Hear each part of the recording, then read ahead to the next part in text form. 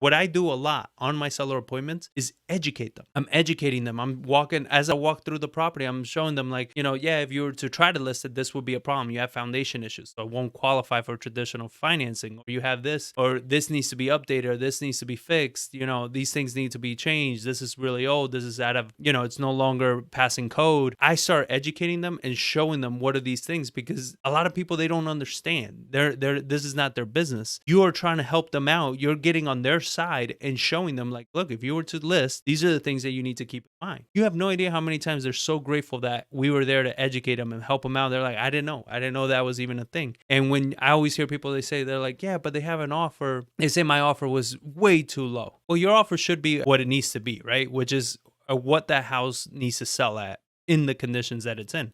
It couldn't have been way too low. If it's way too low, it's because they want way too much and they don't understand that their house is not worth that. So you need to work together.